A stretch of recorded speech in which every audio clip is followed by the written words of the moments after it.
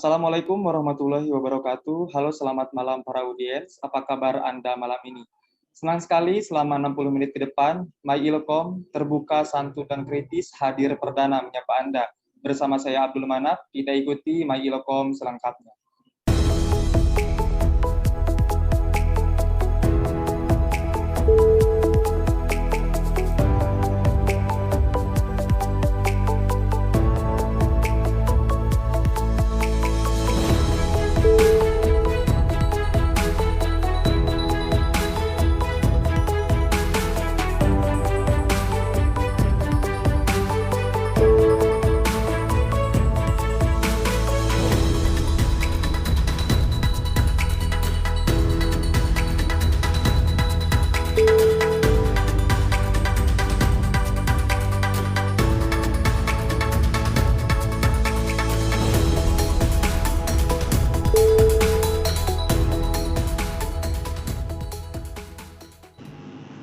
Pandemi COVID-19 membawa perubahan dunia yang sangat dahsyat dan tantangan bagi ketahanan psikologis, ekonomi, dan sosial masyarakat dunia, termasuk Indonesia.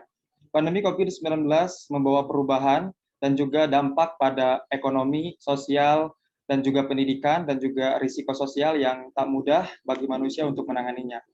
Beragam trauma psikologis muncul, seperti stres, ketakutan, kesepian, kelelahan, kecapean, ketidakmampuan beradaptasi dengan lingkungan, kegagapan teknologi, dan lain-lain. Dalam sistem pendidikan, akibat adanya wabah ini, sistem pembelajaran menjadi online dengan menggunakan media daring sebagai medium komunikasi virtual. Ketiadaan pembelajaran daring ini tentunya menjadi pengalaman baru dan juga harus beradaptasi dengan budaya baru. Adaptasi ini tentunya tidak mudah dan banyak hambatan dalam pelaksanaannya. Lalu bagaimana sih hambatan komunikasi dalam pembelajaran daring di era pandemi COVID-19 ini? Untuk membahasnya, sudah ada narasumber utama, yaitu Ibu Dr. Hajah Betty Tresnawati SOS MIKOM, sebagai dosen ilmu komunikasi UIN Sunan Gunung Jati Bandung. Halo, selamat malam Ibu, gimana kabarnya? Selamat malam, Assalamualaikum warahmatullahi wabarakatuh, teman-teman semua. Waalaikumsalam warahmatullahi Waalaikumsalam wabarakatuh. warahmatullahi wabarakatuh. Waalaikumsalam warahmatullahi. Saya juga menghadirkan mahasiswa sebagai narasumber yang kedua, yaitu ada Sadam Sohibul Ilmi, mahasiswa jurnalistik UIN Sunan Gunung Jati Bandung. Halo, selamat malam Sadam, gimana kabarnya? Halo, selamat malam. Sebelumnya suara Sadam terdengar? Terdengar baik. Alhamdulillah kalau terdengar. Alhamdulillah Sadam kabar baik-baik saja. Oke. Selanjutnya saya langsung mau bertanya kepada Ibu Dr. Hajah Betty Tresnawati. Ibu, pandemi ini kan tidak diharapkan sebelumnya dan datang begitu saja masuk ke Indonesia. Nah, ini berdampak pada sistem pembelajaran gitu ya, tidak hanya dalam sistem pembelajaran, tetapi juga berdampak pada kondisi sosial, perusahaan-perusahaan dan juga ekonomi gitu, Bu. Nah, ketika adanya wabah ini, otomatis pembelajaran daring, pembelajaran langsung dialihkan menjadi sistem daring gitu, Bu. Nah, bagaimana sih pengalaman Ibu dalam beradaptasi dengan pembelajaran daring ini? Silakan. Baik ya, di sini untuk beberapa mahasiswa dan termasuk dosen juga, karena yang namanya musibah nggak ada yang berharap ya, tiba-tiba datang aja. Kemudian tiba-tiba harus daring, karena nggak mungkin kita belajar berhenti. Nah ini kita beradaptasinya itu tergantung orangnya, ada yang bisa langsung beradaptasi gitu, ada juga yang enggak. Nah kalau di dalam konsep komunikasi antar budaya gitu ya, ini namanya shock culture. Karena biasanya ke kampus belajarnya beli cireng dan cilok di depan gitu ya, dikasih ongkos, terus tiba-tiba harus depan laptop, itu kan adaptasi juga. Nah itu kalau lihat kurvanya itu biasanya awal-awalnya itu belajar untuk beradaptasi, kemudian tiba-tiba shock gitu ya, kemudian bangkit lagi. Kalau di kurva shock culture itu seperti itu ya. Jadi nah daya adaptifnya setiap orang itu dengan pembelajaran daring ini beda-beda ya, ada yang cepat, ada yang enggak gitu, tergantung background-nya, tergantung eh, usianya juga. Karena kalau untuk yang natif digital seperti teman-teman, itu kan ketika lahir sudah ada handphone ya. Kalau untuk para dosen, apalagi dosen senior, itu bukan natif digital, jadi bukan hal yang mudah bagi dosen untuk beradaptasi dengan pembelajaran daring. Tapi dengan berjalannya waktu, alhamdulillah juga hampir semua dosen bisa beradaptasi ya untuk pembelajaran daring. Gitu mungkin pertanyaan tadi.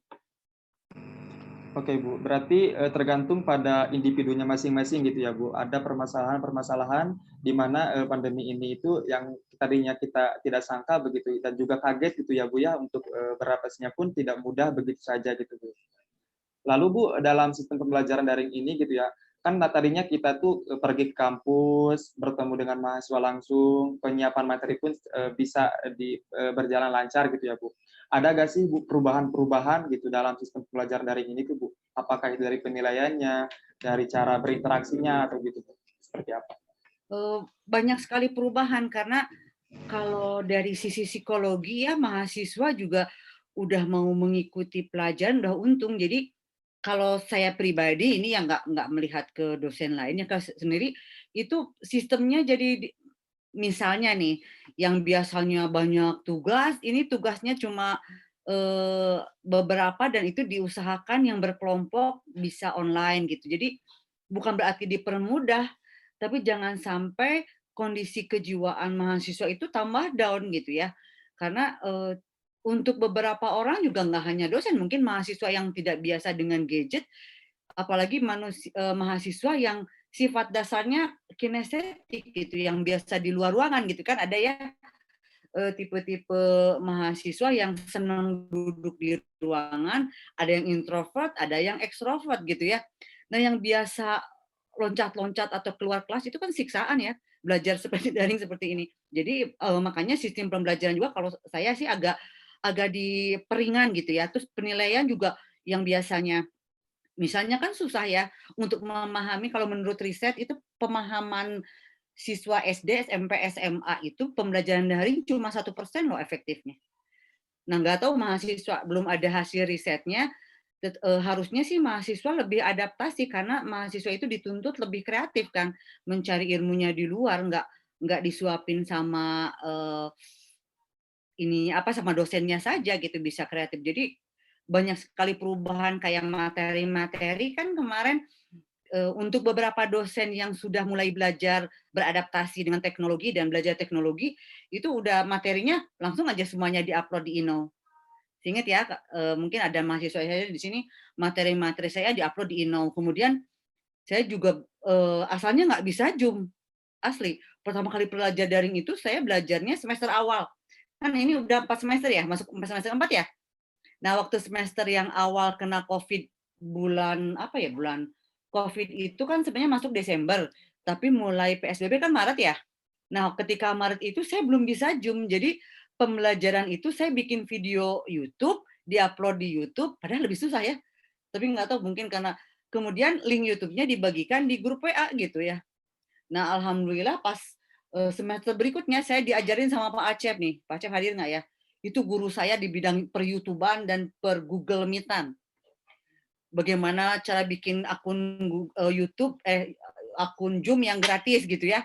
Itu prosesnya susah loh untuk dosen usia saya yang udah setengah abad 50.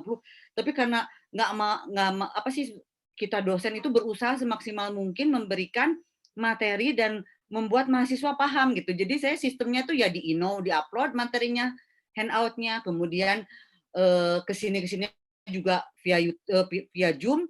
Sebelumnya juga materi udah di-upload di YouTube, jadi berbagai cara gitu. Dengan mungkin teman-teman itu biasanya saya ngasih tugas tuh banyak, tapi kemarin cuma satu kan, tapi dinilainya dari berbagai aspek sehingga satu kali mengerjakan aspek mandirinya dinilai, aspek keaktifannya dinilai. Jadi semua tugas struktur, tugas mandiri itu tercover semua gitu. Makanya kemarin hampir nggak ada yang nilai E sama D ya, kecuali yang nggak masuk sama sekali. Itu kan susah, masa disamakan sama yang masuk gitu. Jadi hampir semua dosen juga gitu diperingan gitu, kasihan katanya mahasiswa bisa stres gitu. Itu mungkin. Termasuk dalam absensi juga seperti itu ya, Bu. Kalau misalkan untuk masalah penilaian kan tadi tergantung dosennya pribadi gitu ya, Bu. Masalah absen juga seperti itu. Itu Bu masuk ke bidang administrasinya ataupun bidang kejurusannya itu apakah dipersulit atau tidak, Bu? Apakah ada sistem khusus yang dikhususkan dari jurusan gitu harus Zoom terus ataupun seperti apa, Bu? Oh, kalau dari jurusan fleksibel ya, karena ketua jurusan, kaprodi, semuanya juga sudah tahu kondisinya. Tidak semua dosen ilkom itu yang anak muda gitu. Jadi bukan berarti dibebaskan banget. Yang penting memenuhi unsur-unsur. Jadi kalau pembelajaran itu ya, menurut aturannya itu kan harus ada unsur tatap muka lewat Zoom. Jadi nggak selalu harus tiap bertemu lewat Zoom. Kemudian harus ada materi. Kadang-kadang ketika misalnya kemarin saya positif COVID, itu bukan berarti berhenti ngajar, tetap ngasih materi tapi lewat WA gitu handout-nya. Nah kemudian juga lewat YouTube. Sebenarnya kalau untuk 3 SKS itu udah mudah memenuhi ya. Ada handout-nya, ada YouTube-nya, ada Zoom-nya gitu. Kemudian kayak absen juga prodi juga tidak mempersulit, dari jurusan juga tidak mempersulit. Jadi absennya dikembalikan lagi kepada penilaian atau penghitungan dari dosennya itu sendiri. Nah, dalam hal ini saya dibantu sama penanggung jawab kelas ya masing-masing. Jadi selain di capture juga saya capture misalnya yang hadir 46 orang. Terus atau yang hadir 30 mahasiswanya 39. Tapi suka ada yang Ibu saya tidak bisa gabung cenah karena lagi di mana kan kadang-kadang gitu ya. Jadi kan masa yang kayak gitu disebut apa, kasihan dia tuh di pedalaman. Nah, makanya pengabsenan juga itu yang penting mereka lapor, kadang japri, kadang ini susah gimana itu, yang penting ada respon itu saya anggap hadir gitu. Jadi alhamdulillah dari jurusan juga mempermudah hampir semua dosen, jadi kita ini ya bisa menilainya itu tidak merasa di gimana gitu. Jadi karena kita semua juga maklum ya ini lagi pandemik, tapi bukan berarti jadi sembarangan ya, tetap ada penilaian yang adil gitu. Oke. Selanjutnya saya mau bertanya kepada Sadam sebagai mahasiswa. Nah, Sadam kan sebagai mahasiswa angkatan tahun 2020 terbilang baru gitu ya, dan juga belum berpengalaman gitu masuk ke kampus dan juga belum bisa bertatap muka gitu dengan dosen, baik itu dengan teman-teman seangkatannya seperti itu. Bisa dong Sadam ceritakan sedikit pengalaman adaptasi Sadam, mungkin pas SMA dulu Sadam pembelajarannya offline gitu. Nah, sekarang kuliah pertama itu langsung daring gitu. Bagaimana pengalaman Sadam, adaptasi Sadam dengan pembelajaran daring ini? Silakan.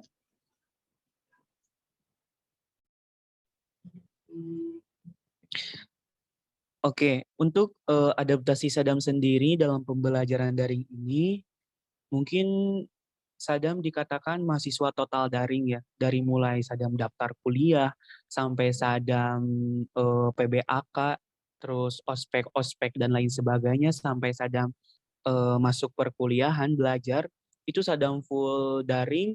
Mungkin adaptasinya tuh prosesnya tuh tidak mudah gitu.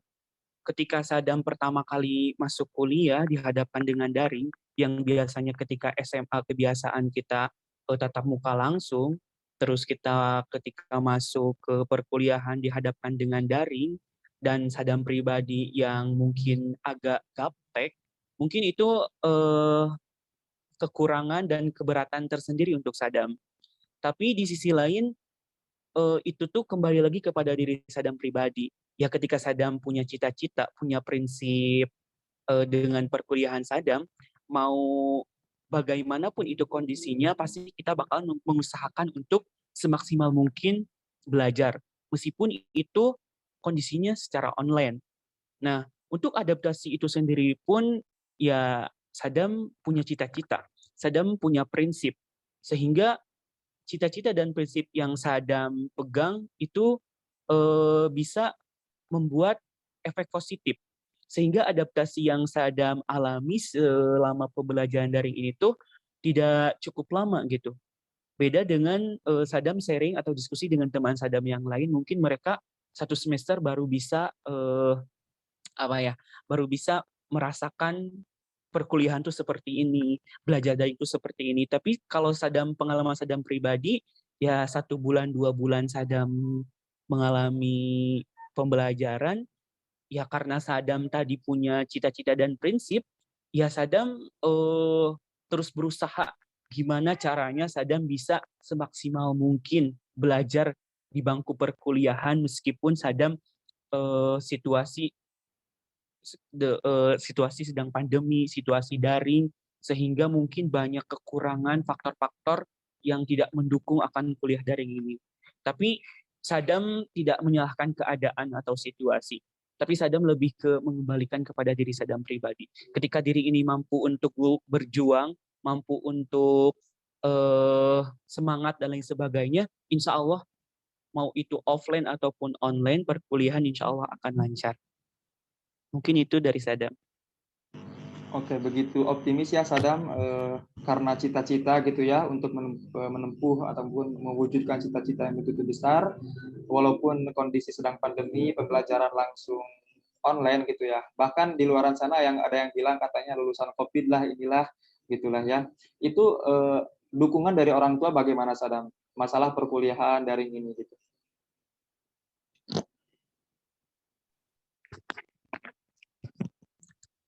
Kalau dukungan dari orang tua sendiri sih, orang tua mau kita kuliah online ataupun offline pasti sangat mendukung, mendoakan dan mensupport. Cuman itu semua dukungan, semua doa itu dikembalikan kepada diri kita sendiri gitu. Ya ketika orang tua sudah mensupport, mendoakan, mendorong kita untuk menjadi lebih baik di bangku perkuliahan, berarti kita harus memberikan feedback yang lebih baik juga kepada orang tua. Kita harus membuktikan bahwa support orang tua, doa yang orang tua panjatkan itu kita harus bisa buktikan bahwa kita mampu, bahwa kita bisa meskipun situasi seperti ini. Mungkin itu dari Sadam. Oke, tadi kan Sadam belum pernah ke kampus juga kan, pasti kalau ke kampus mah ya bisa lah sekedar main gitu ya. Dan juga belum bertemu dengan teman-temannya secara langsung, baik itu teman ataupun dosen. Itu dalam sistem pembelajarannya sendiri, ketika pembelajaran langsung kan pasti ada interaksi gitu ya antara teman satu dengan teman yang lainnya, antara dosen dengan mahasiswanya. Itu ada kecanggungan tersendiri nggak ketika berinteraksi, ketika bertanya gitu perihal pembelajaran berlangsung?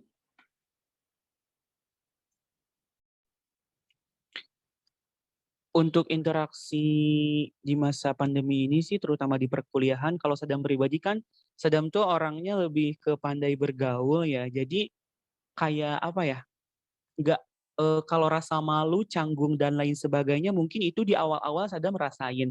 Tapi mungkin semua itu waktu yang merubah. Semakin sini mungkin Sadam merasakan kenyamanan tersendiri aja gitu loh. Ketika kita mungkin terbiasa dan emang terulang terus pembelajaran seperti ini, ya mungkin eh, nyaman aja gitu yang kita rasain meskipun kita belum pernah ketemu gitu. Jadi seakan-akan Sadam tuh diskusi, sahabatan, ngerjain tugas bareng meskipun secara virtual gitu, ya kayak yang udah ketemu aja gitu lah. Jadi lebih ke apa ya? Jadi pembelajaran daring ini juga lebih banyak pelajaran juga gitu loh kepada kita supaya kita bisa lebih memanfaatkan waktu, lebih memaksimalkan pembelajaran kita meskipun situasi tidak mendukung. Seperti itu. Oke, sekarang saya mau ke Ibu Betty lagi. Ibu, sekarang kan sudah hampir 2 tahun gitu ya kita pembelajaran online, pembelajaran daring. Kita geluti terus setiap hari gitu ya, setiap mata kuliah kita sampaikan dengan media virtual seperti itu, Bu.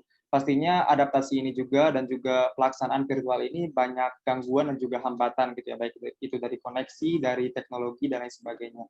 Lalu apa sih Bu secara detail hambatan-hambatan dalam komunikasi dalam pembelajaran daring ini? Baik, Abdul Manap. Kalau dalam hambatan komunikasi mungkin kita bisa melihatnya dari ini ya, dari komponen komunikasinya dulu ya.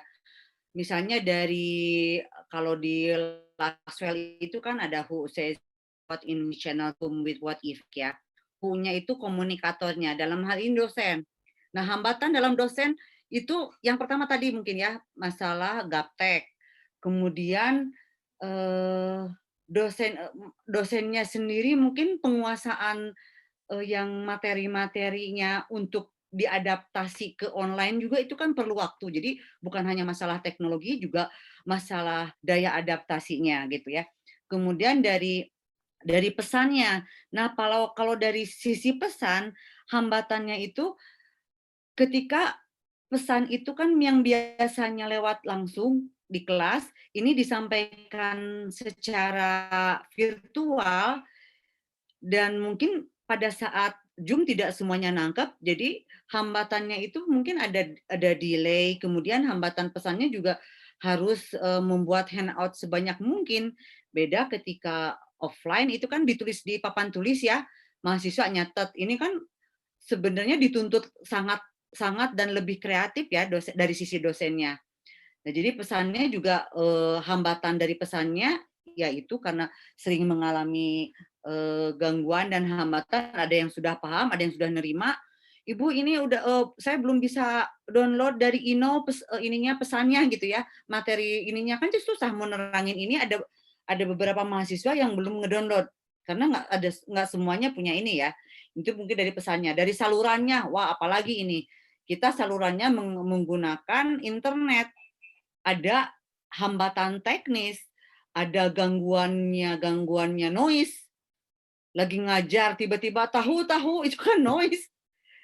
Ya nggak kan ngajar tuh pagi. Ibu kan pernah ya kalau ngajar di kelas mana, roti tahu, aduh gimana, terus kan karena saya nggak tahu teknologi, Bu nanti mah pakai ini, ada yang ngasih tahu mahasiswa ini pakai apa sih yang nggak tahu lah, ada teknologinya atau ruangannya dari kedap suara nggak tahu, itu kan jadi salurannya ya.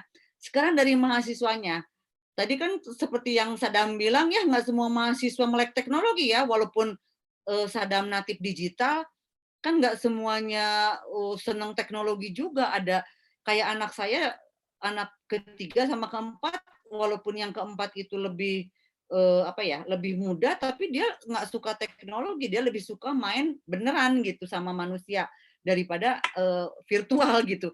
Jadi karakter orang juga beda-beda. Jadi hambatan dari dosennya, hambatan dari pesannya, kemudian hambatan dari salurannya banyak juga tadi, sinyal. Belum lagi kalau dari mahasiswanya lebih banyak ini, hambatan dari mahasiswanya. Yang pertama kuota habis, bener nggak so? Dikasih kuota dari kampus, kalau dipakai main game, udah kesel cenanya. So, aku udah, jadi habis, pas lagi kuliah, habis gitu ya. Terus ada lagi hambatan sinyal. Ada yang rumahnya di Cidaun, ada yang rumahnya di balik Gunung Halimun, ada yang rumahnya di mana. Itu kan sinyal luplep. Ya, banyak. Jadi hambatan dari sisi mahasiswanya itu lebih banyak gitu. Belum lagi kalau pas yang lucunya kalau pas sidang ada yang naik ke benteng gitu mah, kudu perak, ya ibu cina cari sinyal kan, kalau sidang nggak boleh ini ya, nggak boleh delay kan kalau sidang. Kan kalau saya sidang pakai Zoom juga, karena saya selalu mengundang dari pihak jurusan untuk menyaksikan, jadi bertiga gitu ya, yang disidang sama ini. Nah itu kan pihak mahasiswanya, karena sinyalnya kudu perak, ibu labuh masuk asli di Nu Benteng karena cari sinyal. Untung nggak di pohon ya, di mana sih yang ada ini di benteng, emang kelihatan sih dia kikiran di Nu Benteng, jadi ada pagar di Nu Benteng. Soalnya kelihatannya backgroundnya kan genting gitu. Ya Allah budak kia amat kan, itu bikin kita terharu ya, gimana caranya kumaha coba. Jadi kalau hambatan dan gangguan itu lebih banyak dari sisi mahasiswanya kalau pengalaman saya ya. Kalau dosennya juga mungkin banyak ya, cuman kalau saya sendiri karena banyak yang mengarahkan di jurusan, belajar Zoom ke Pak Acep, belajar ini dan soalnya ya saya nggak biasa ngajar, dengan ada yang biasa virtual ya, di sini juga sama, mahasiswa juga mungkin adaptasi. Nah itu ya mungkin kalau apalagi nanti feedbacknya, kan kalau nanya ada yang mau bertanya, pas lagi bertanya tiba-tiba mati lampu. Aduh, feedbacknya tuh kapan gitu. Jadi kan feedbacknya juga sama, delay gitu. Jadi dari kelima komponen komunikasi itu semua aspeknya itu ada hambatan dan gangguan ya. Belum gangguan bukan hanya noise dan sinyal, kan gangguan juga Dari pikiran juga ada mahasiswa yang sambil tiduran gitu kan. Kan nggak semuanya dibuka nih videonya. Kalau ibu, ya buka videonya, saya mau lihat bener nggak, udah mandi atau enggak. Ya asa kejam-kejam amat gitu kalau kalau saya, tapi diusahakan sih buka buka kameranya, nggak apa-apa nggak mandi, ibu juga nggak mandi, biasanya saya gitu. Jadi biar merasa setara dengan mahasiswa, saya suka bilang, ya mungkin yang belajar sama ibu, emang bener ibu juga jarang mandi kalau ngajar pagi mah, langsung lah di kerudung gitu. Ini mah udah, tapi udah sore. Ya gitu mungkin Abdul Manaf. Oke, Ibu. Untuk masalah kultur, Bu, tadi kan Ibu mengulas sedikit masalah kultur dari biasanya kan kalau kuliah langsung itu mandi dulu dan lain sebagainya. Itu masalah kultur bagaimana, Bu? Dalam Ya, sehari-harinya. itu banyak perubahan. Ya sebenarnya dengan adanya pandemi ini, harapannya kan di rumah terus ada waktu untuk skincare ya, mandi, luluran. Ih, udah boro-boro malah malas, bener nggak? Kalau ibu sih nggak tahu sih teman-teman semua. Kalau ibu boro-boro jadi mandi teh kadang 20 sekali gitu. Pas ngajar kan tamas sungkul gosok gigi kan nggak kelihatan tuh keambil. Nah kalau di dalam kultur ketika ngajar offline kan pasti mandi kan, udah pasti keambil atuh asieun keambil ku Bu Betty bau hasem kan pasti mandi. Nah kalau online mah mau mandi mau enggak, kadang-kadang anu di mukena nya bener teu, aya nu gigisi keneh, tapi da ibu nggak pernah marah, da kumaha deui atuh kultur juga berubah gitu. Karena serunya bagaimanapun juga sebagus-bagusnya dosennya udah kreatif, mahasiswanya udah semangat, tetap aja yang paling bagus itu ya memang belajar secara offline ya. Jadi apa sih chemistry-nya dapat ya. Mungkin ketika dijelasin langsung juga lebih enak. Tapi daripada tidak sama sekali ya semua dosen-dosen Ilkom berusaha sekreatif mungkin dengan berbagai cara menyajikan materi perkuliahan dengan menarik dan mudah dipahami. Gitu kulturnya juga jadi berubah. Asalnya tara YouTubean, sok ibu nggak punya YouTube dulu mah. Sekarang kapaksa punya YouTube, itu kultur. Jadi apa ya? YouTuber dadakan, semuanya juga jadi YouTube. Sok panjang juga tuh punya YouTube-nya, materi semua kan, bukan bukan mukbang, bukan apa-apa, nggak nggak juga nyari subscriber banyak, tapi ya untuk materi. Tapi ada untungnya juga dengan kultur seperti ini ya. Satu sisi ketika mata kuliahnya sama kan, tinggal kasih link lagi yang itu, capek ya. Satu sisi sih gitu. Ya mungkin banyak perubahan lah kultur di sini. Gitu Abdul Manaf. Oke, berarti banyak ya Bu ya dari mulai kebiasaan sehari-hari, kebiasaan kita pegang gadget dan lain sebagainya gitu Bu. Tapi banyak juga ya Bu kita sebagai jadi simbiosis mutualisme, mahasiswa juga bisa sambil gitu ya Bu, sambil-sambilan mengerjakan lain sebagainya. Sekarang saya mau ke mahasiswa, bagaimana Sadam sendiri hambatan yang Sadam alami sebagai mahasiswa dalam pembelajaran daring ini?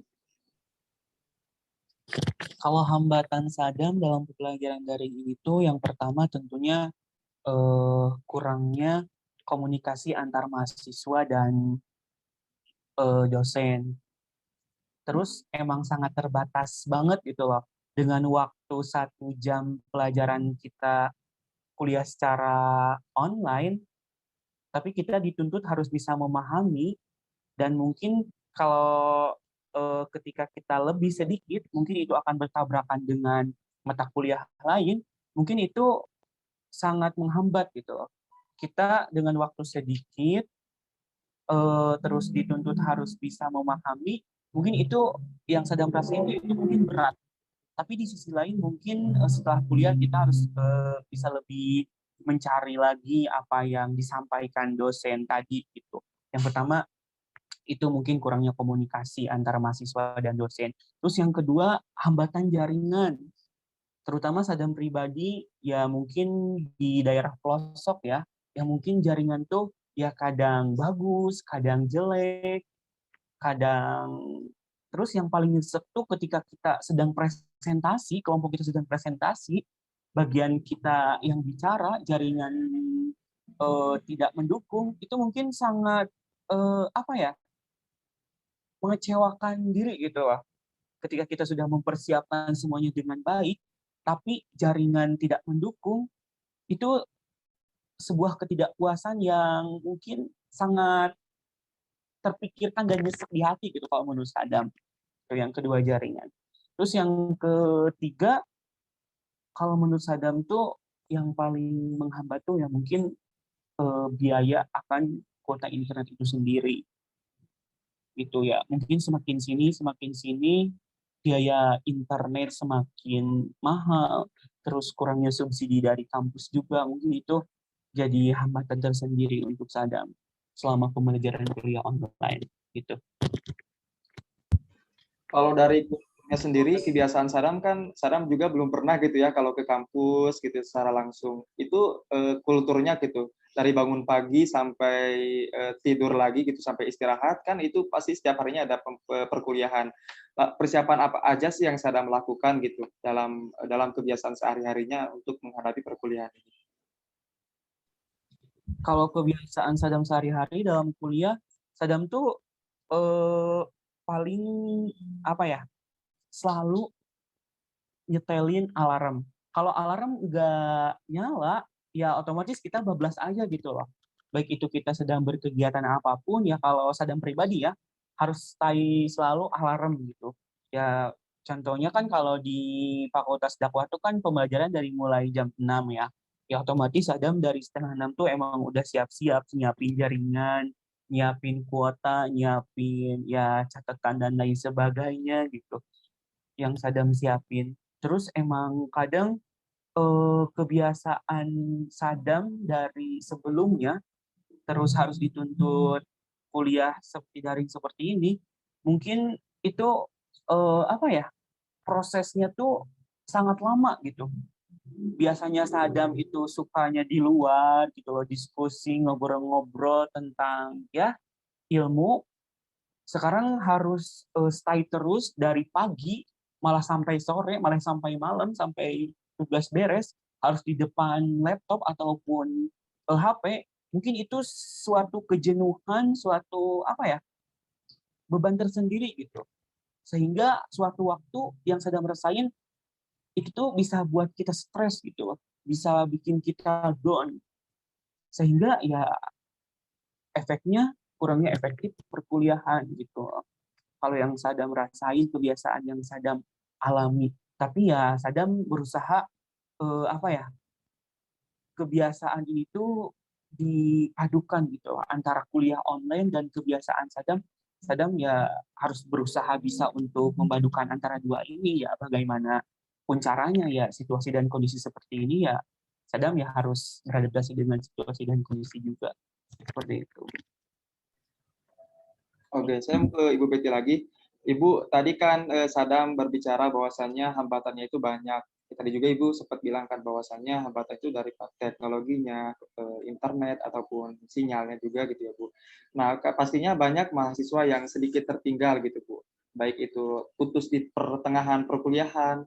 Nah, itu bagaimana Ibu mensiasati ataupun memberikan mereka supaya puas dalam perkuliahan ini, misalkan karena mereka tertinggal sedikit itu Bu, apakah dikasih tugas susulan ataupun dikasih apa gitu Bu kepada mereka yang tertinggal dalam perkuliahannya gitu. Ya, baik. Untuk beberapa mahasiswa yang ketika lagi belajar online tiba-tiba putus, mungkin ya Sadam sinyalnya habis, sinyalnya tiba-tiba down atau kuotanya habis, itu ya. Kadang-kadang suka tiba-tiba habis kan nggak nyadar teh mahasiswa karena dipakai main game teh ya, sama TikTokan. Jadi habis. Nah itu biasanya saya kan ini materinya sudah saya upload sebelumnya. Saya upload materi itu di Inong. Jadi tadi yang misalnya putus, "Ibu keputus," "Ya coba kamu baca di sini," gitu. Terus silakan kalau ada yang bertanya tadi nggak sempat di Zoom bisa tanya di kolom komentar di YouTube gitu. Jadi saya menyiapkan berbagai plan A, plan B, plan C gitu. Kalau nggak ada yang kalau di YouTube kan bisa dibuka kapan aja ya nih. Itu banyak yang nanya. Coba Abdul maaf nanti kunjungi YouTube Ibu, di situ banyak mahasiswa yang nanya. Jadi langsung dijawab di situ. Jadi banyak ini apa sih banyak alternatif kalau saya untuk ininya untuk pembelajaran. Yang penting mahasiswa paham. Jadi selain di outline yang diupload di Inou, juga kadang-kadang di-share juga di grup WA. Jadi saya memang perubahan kulturnya biasanya saya kalau ngajar karena sudah terbiasa ngajar materi itu kan nggak persiapan langsung terjun gitu ya ke kelas. Kalau sekarang kan harus ini dulu bikin media pembelajaran kayak di YouTube segala macam. Dan itu memang akan cost lagi kan karena YouTube saya itu saya pakai jasa tukang edit gitu. Dibayar kan itu. Berarti kan pembelajaran ini membuat dosen juga ini lagi apa sih ngeluar kos lagi gitu. Tapi nggak masalah sih. Yang penting mahasiswa ngerti. Jadi jangan sampai yang terputus ketika kuliah Zoom itu nggak dapat materinya.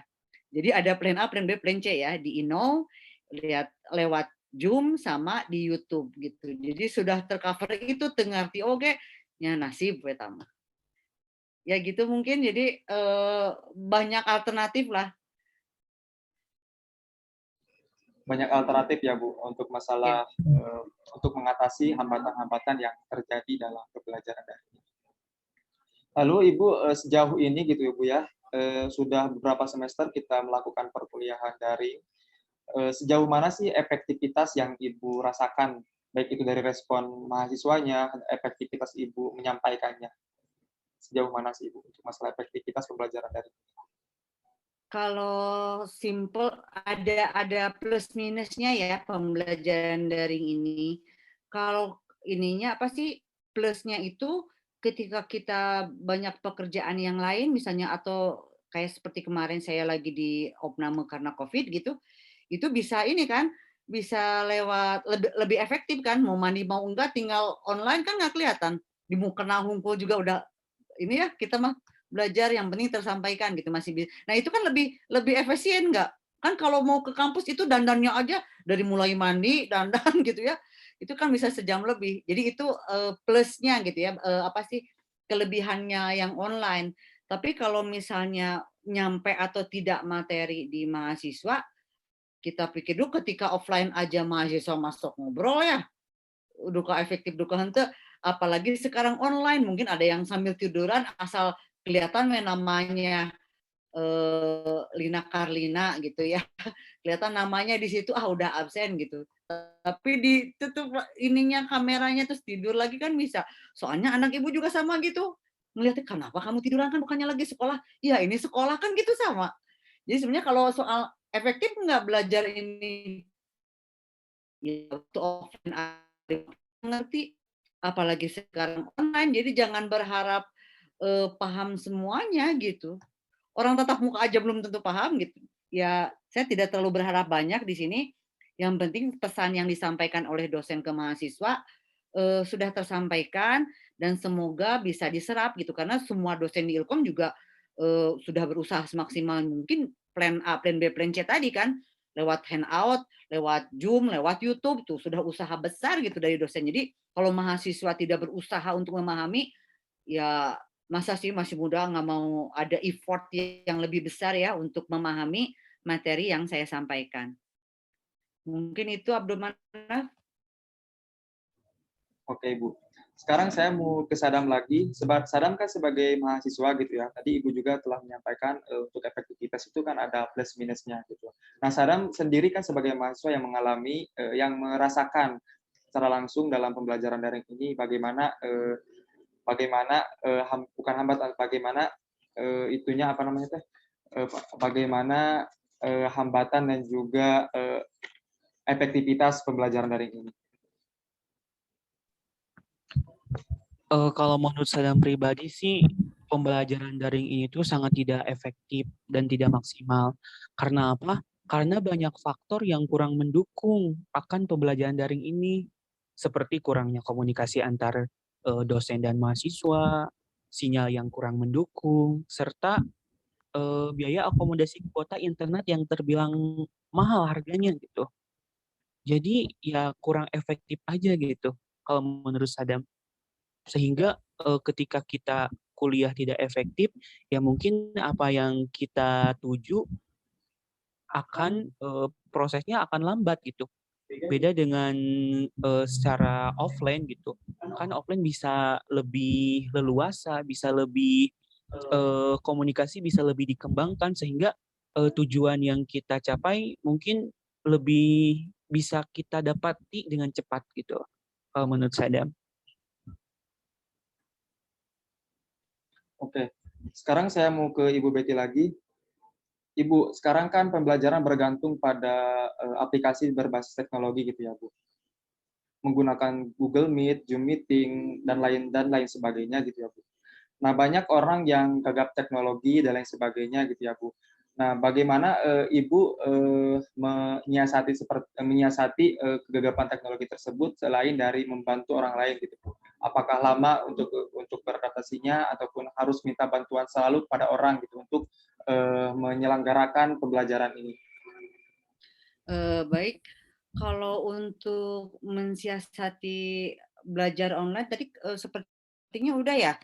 Jadi untuk beradaptasi, bukan beradaptasi ya, belajar teknologi apalagi untuk dosen-dosen yang bukan hanya dosen sih, tadi kata Sadam juga sama gaptek ya, Sadam juga. Jadi sebenarnya bukan yang natif digital yang kayak Ibu juga yang sudah mengalami berbagai fase teknologi komunikasi dari mulai faksimil, telex, nggak tahu kan ya. Sekarang semuanya by ini, itu tetap harus belajar. Makanya kalau misalnya orang-orang atau misalnya bukan hanya dosen, mahasiswa yang nggak mau belajar teknologi, ya tunggu aja seleksi alam, betul nggak? Udah susah. Misalnya gini, asalnya saya kekeh, aduh saya nggak mau, pokoknya saya gaptek. Tapi lama-kelamaan masa tergerus? Ya nggak mungkin kan, makanya saya, Pak Acep ajarin dong, itu seharian penuh saya belajar sama Acep. Pak Acep coba, kalau Pak Acep masih ada ya di Zoom, beneran saya belajar. Jadi sebenarnya kemauan, bukan hanya dosennya, mahasiswanya juga harus punya kemauan belajar gitu. Teknologi kumaha carana bikin akun Zoom, kali-kali bikin ini apa sih ya, bikin akun YouTube, semuanya belajar, nanya ke orang-orang gitu. Kalau nggak gitu tergerus seleksi alam gitu nanti. Kayak sekarang udah mulai mata uang itu kan tidak ini ya, tidak dikaretan lagi. Sekarang kan uang itu banyaknya pakai itu ya, uang elektronik. Ya nggak? Ada apa sih, e-money, kemudian ada ShopeePay, ada GoPay, pokoknya yang gitu-gitu kan nggak usah pakai uang. Nah, kalau masalah itu saya susah. Jadi sampai sekarang saya tidak punya ShopeePay, tidak punya GoPay. Tapi bisa mensisitinya. Jadi ke anak saya yang punya apa sih, uang elektronik tersebut, ini mama mau beli ini, beliin dong. Ini mama punya cash gitu ya. Betul nggak? Kalau dulu saya waktu di Ilkom kan saya nggak punya m-banking karena memang gaptek. Sampai sekarang pun saya nggak punya m-banking, kartu kredit nggak punya.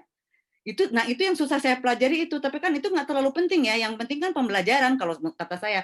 Karena ketika nggak punya m-banking, itu bisa ke anak. Kalau dulu di jurusan saya suka ke Budiah. Budiah ini pengmayarkan, iya, saya bayar cash gitu kan. Karena Budiah kan lebih mudah ya, teknologi bankingnya mungkin lebih ini. Kayak gitu sebenarnya yang pertama itu untuk teknologi mau belajar kayak tadi ya, mau belajar Zoom segala macam. Yang kedua, ya mau minta tolong, jangan merasa kita paling pintar, merasa paling benar gitu. Kalau nggak gitu tergerus zaman, seleksi alam, udah mereka tinggalin. Kalau di kan kalau evolusi itu ada seleksi alam ya, ada ini kan. Nah kayak sekarang yang pernah COVID gitu kan uh, lebih banyak yang survive kan kalau yang sudah positif daripada yang meninggal gitu kan. Nah itu yang survive itu seleksi alam, berarti imun tubuhnya bisa melawan COVID itu gitu. Nah, kayak gitu seleksi alam. Jadi teman-teman mahasiswa yang pertama harus belajar, yang kedua harus minta tolong, jangan gengsian, ya. Itu paling untuk mensiasati teknologi tadi. Oke, Bu. Untuk mendukung realitas objektif di lapangan, sekarang saya mau membuka sesi tanya jawab dari audiens. Silahkan kepada para audiens yang ingin bertanya, raise hand terlebih dahulu dan aktifkan mikrofonnya. Sekali lagi kepada para audiens yang ingin bertanya, silahkan langsung raise hand dan aktifkan mikrofonnya. Silahkan Novanka untuk bertanya. Iya, Assalamualaikum warahmatullahi wabarakatuh. Perkenalkan, nama saya Novanca. Izin bertanya ke Ibu Betty, selama perkuliahan daring ini kan banyak banget nih kendala yang kita hadapi gitu. Buat Ibu sendiri, untuk sistem penilaian ke mahasiswa mempengaruhi banget nggak sih, Bu? Soalnya kan komunikasi kita kan kurang beda kalau kita ketika belajar offline kan kita tahu mana sih mahasiswa yang aktif, mana yang pasif gitu. Kalau untuk Ibu sendiri untuk penilaian secara, akademisnya gimana ya, Bu? Baik, Pengalaman Novanca ya? iya, Panggilannya Navista, Onca Ibu. Nova. Onca Ibu dipanggilnya. Oh iya tuh. Begini Onca ya, kalau penilaian mungkin setiap dosen beda-beda ya, karena kan nggak ada yang sama ya. Ada sisi ininya, sisi ininya. Kalau saya pribadi menilai mahasiswa itu tentu saja ada perbedaan. Biasanya ada kayak keaktifan di kelas, absen kan kelihatan ya, langsung oh dia ngejawab terus, oh dia tidur terus kan kelihatannya kalau di kelas mah. Oh dia mah kan kalau dulu saya perhatikan sering merhatiin mahasiswa di kelas, ada yang suka makan terus, ada yang suka lihat kaca terus, ada nggak? Sekarang udah alumni kali ya. Ada mahasiswa yang lihat kaca ya terus gitu ya teh kalau lagi ngajar teh. Nah kalau eh, karena offline itu memang nggak bisa dipungkiri ya, benar kata Sadam tadi, pasti lebih efektif offline ya daripada online. Tapi kan sekarang itu kita prioritasnya nyawa ya, jadi mohon maaf tetap harus online dulu ya.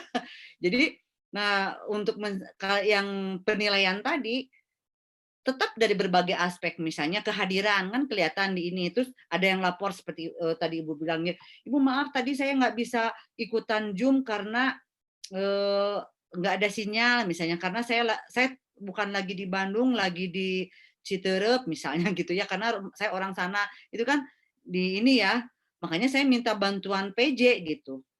Bukan berarti, Ibu kok percaya sama PJ?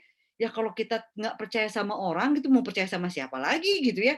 Kariweh-riweh kan kalau kita harus merhatiin, WA-in satu-satu mahasiswa, kamu tadi hadir nggak, kan susah.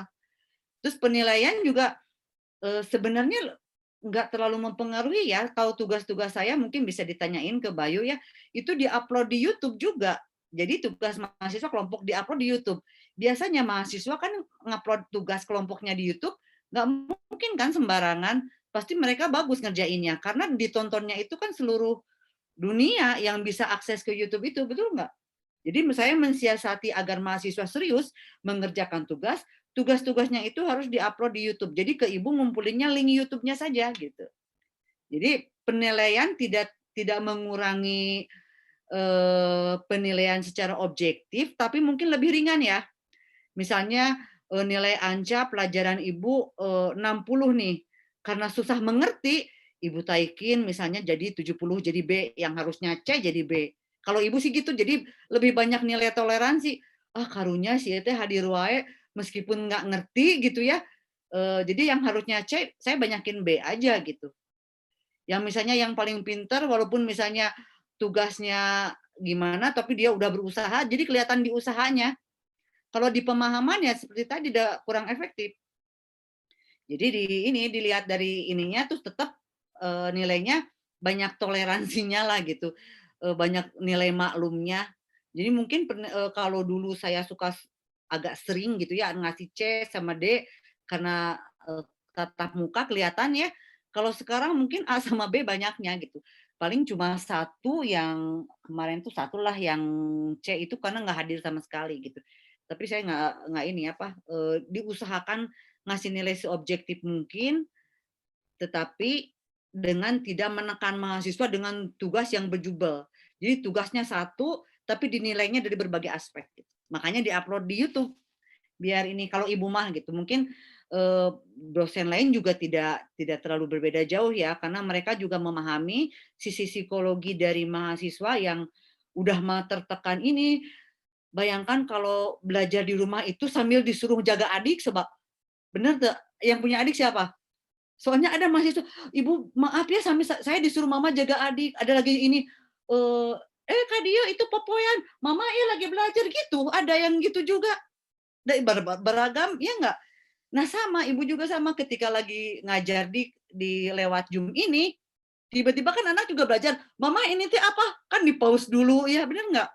Nah dengan segala stres itu, mungkin teman-teman semua mengalami, ya benar Kak Sadam, stres berat kan ketika seperti itu, ya saya kasih toleransinya agak banyak masalah nilai gitu. Bukan berarti nggak objektif atau udah gimana.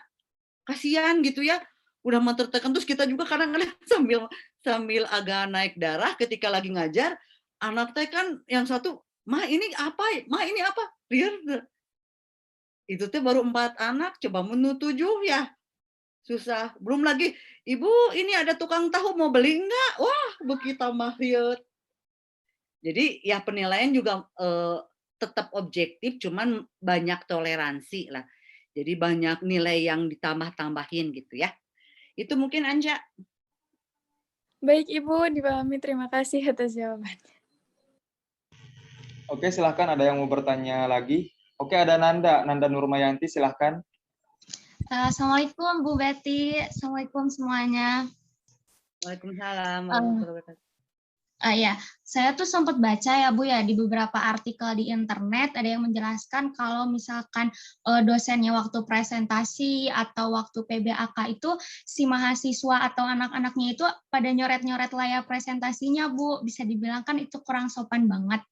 Nah Bu, respon Ibu atau tindakan Ibu gitu sebagai pengajar, sebagai dosen, sebagai orang yang berbagi ilmu itu gimana gitu Bu ke mahasiswa yang kayak gitu? Apakah tegur lewat jalur pribadi, lewat chat WA, atau ya udahlah hiraukan aja gitu, Bu. Gimana Bu respon Ibu?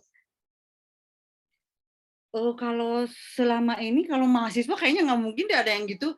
Karena setelah 2 tahun ngajar online, perasaan saya nggak ada yang nggak sopan gitu, hampir semuanya sopan ya ketika saya ngajar. Mungkin pas ditutup kamera aja. Jadi mereka nutup kamera bukan berarti nggak sopan kan? Kasihan bisa ada yang masih tunduk, bisa ada yang sambil gegeroh kan kita nggak tahu. Dan soalnya yang namanya kuliah di rumah pasti banyak disuruh sama mama, sok nggak benar. Masa nggak nurut sama mama ya? Ya sambil cuci piring, sambil naon, sambil nyetrika, kan pasti ditutup kameranya, kasihan. Betul nggak? Jadi kalau saya kesopanan itu ya kalau lewat online kan nggak kelihatan ya dia mau gimana juga selama ditutup kameranya gitu, terus dia sambil nyetrika nggak apa-apa, makanya nggak terlalu ngewajiban harus on cam semuanya gitu. Cuma paling gini, yang bisa on cam silakan on cam, kita mau fotoan gitu kan. Kalau saya suka di capture itu buat bukti pengajaran di INO, jadi nanti diupload di INO. Karena berdasarkan kemarin audit itu dari pusat itu suka ada pemeriksaan di INO dosen, apakah sudah melaksanakan aspek yang tadi. Jadi pembelajaran itu bukan hanya tatap muka, dari tatap mukanya kan via Zoom sama YouTube. Kemudian apakah ada itu apa sih, ada kuis segala macam. Jadi ada beberapa kelas juga yang saya bikin kuis di INO-nya gitu. Tapi ya terkendala tadi ada yang gaptek lagi, Sadam. Ibu gimana masuk ke INO, ini belum dikasih akunnya sama prodi. Aduh, manya ngajarkan INO oke, ibu get karek ngerti gitu kan susah. Sebenarnya ya kalau dari segi etika gitu, etika berkomunikasi seperti yang tadi ditanyain Nanda, kalaupun ada gitu yang seperti itu ya ditegurnya pribadi karena bagaimanapun ini kan publik ya. Jadi saya menjaga perasaan orang di kala pandemi ini lebih penting daripada menyampaikan ilmunya gitu. Kalau menurut saya, karena mahasiswa itu kan insan yang punya daya analisis yang tinggi, bisa mencari ilmu lewat Google. Tapi transfer etika, nilai-nilai itu yang sebenarnya yang tidak bisa digantikan oleh online atau tidak bisa digantikan oleh kecerdasan artifisial kayak gini, Google gitu, adalah transfer nilai-nilai. Bagaimana dosen-dosen memberikan contoh nilai-nilai yang baik kepada mahasiswa gitu. Ya berkaitan tadi attitude tadi, makanya kalau walaupun online saya diusahakan rapih gitu. Diusahakan mandi, kecuali pagi langsung pakai kerudung. Jangan paksa saya mandi pagi. Nah, gitu mungkin Nanda. Iya Bu, terima kasih Bu. Oke, Ibu, sekarang saya mau ke Ibu lagi. Mohon maaf pada para audiens, ditutup dulu untuk masalah pertanyaan. Mungkin dilanjut lagi nanti jikalau waktu masih memungkinkan. Ibu, tadi kan banyak penyampaian-penyampaian dari audiens bahwasanya banyak hambatan dan juga banyak segala aktivitas bisa terintegrasi gitu Bu ya, bisa dilakukan dalam satu waktu. Misalkan ada yang kuliah sambil nyuci lah, misalkan gitu ya Bu ya, ada yang rapat sambil makan lah, dan sebagainya. Nah, menyikapi hal itu, Ibu tadi kan lebih fleksibel gitu ya Bu, karena kita tidak mengetahui titik sopan orang itu dalam virtual itu tidak bisa diukur gitu ya Bu ya, masalah kesopanan dan lain sebagainya. Tapi dalam kesopanan ini itu Bu, dipertimbangkan tidak Bu masalah etika dalam pembelajaran daring ini? Tentu saja ya, kesopanan itu kan yang seperti tadi, makanya diusahakan kita memilih kata-kata yang sopan. Jadi kan jangan sampai ketika ada mahasiswa yang ngomong kasar, terus pas nggak di-mute, nah itu udah dicatat, oh namanya Abdul Manap tadi bilang tetot gitu, misalnya apa gitu. Itu dicatat, kalau kesopanan mah ya pastilah. Soalnya berilmu tidak berakhlak itu nggak ada nilainya. Kalau untuk di UIN ya hampir semua dosen nilai yang pertama itu akhlak.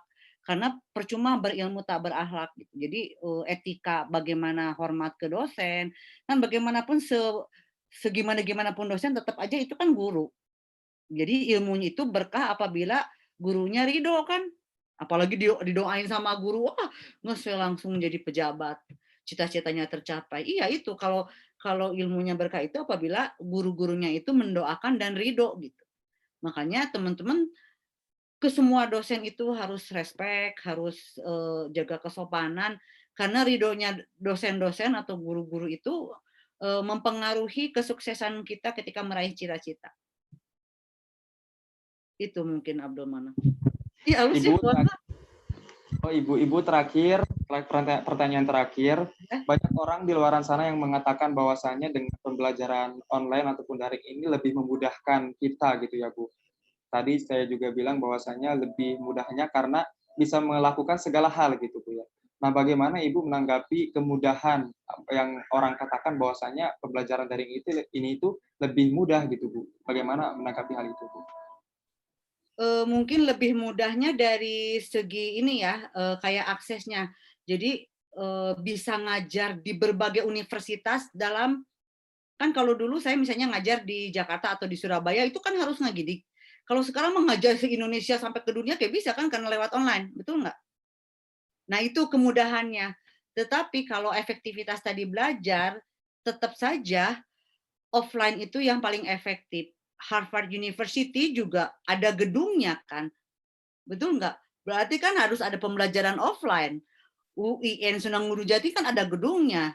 Berarti kan bagaimanapun bagus secara offline. Kalau semuanya memang dinilai offline lebih tadi lebih mudah, ya mungkin akses lebih mudah untuk yang punya sinyal. Anu nu di Cidaun mah dah susah ini teh.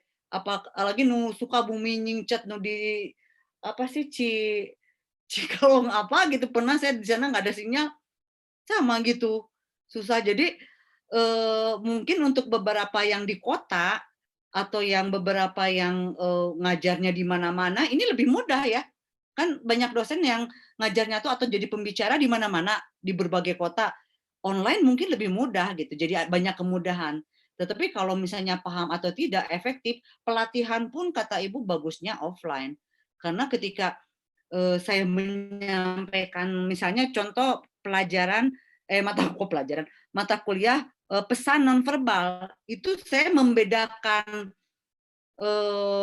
pesan nonverbal kinesik sama apa sih postural sama gestural itu kan harus dipetakan di kelas, benar nggak? Mungkin yang pernah dulu nggak ada sih di sini ya. Jadi harus bukan dipetakan, apa ya diperagakan, kok bahasa Sunda sih? Diperagakan di kelas bedanya postural dan gestural. Dan gini mah susah sob. Gestural mungkin gini, postural itu kan postur tubuh itu susah. Ya enggak? Jadi saya tetap tidak setuju kalau online itu lebih mudah. Lebih mudah untuk sebagian orang ya. Tapi untuk kita-kita yang rada gaptek dan memang saya tidak terlalu suka tidak terlalu suka begini gitu. Kan semenjak kuliah online 2 tahun ini saya jadi bersahabat sama koyo karena kalau gini terus kan ini pegel ya. Bener nggak? Bener ya? Sok tuh Anca juga pakai koyo ya semuanya, bener nggak? Jadi kalau ngerjain tugas kan main di sini. Tuh koyo tuh jadi 3, sini, tengah, sampai sini. Sok.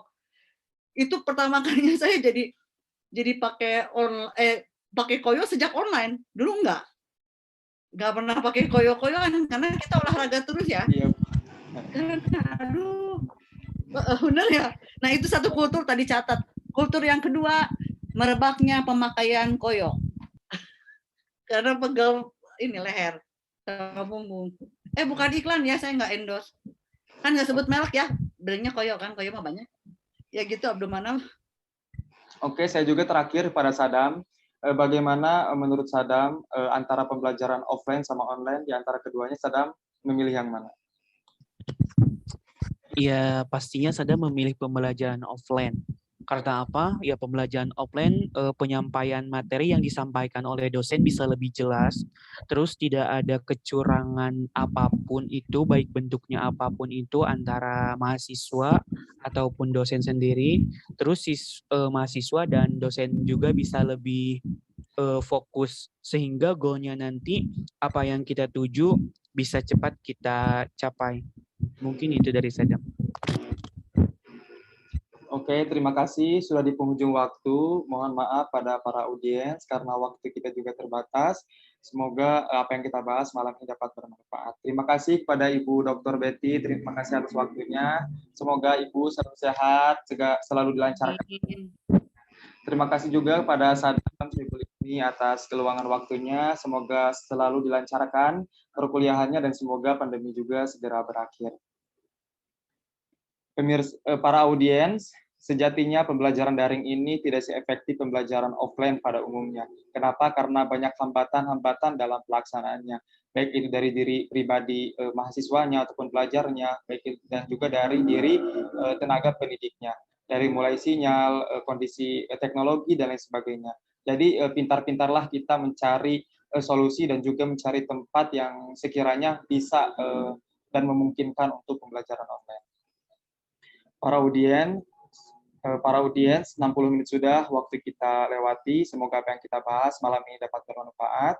Sekilas info bahwasanya MyIlkom ini tayang 2 minggu ke depan per tiap Jumat malam pukul 19.30 waktu Indonesia bagian Barat. Kepada seluruh audiens, saya Abdul Manaf dan segenap kru yang bertugas, pamit undur diri. Sampai jumpa lagi di acara MyIlkom berikutnya. Wassalamualaikum warahmatullahi wabarakatuh.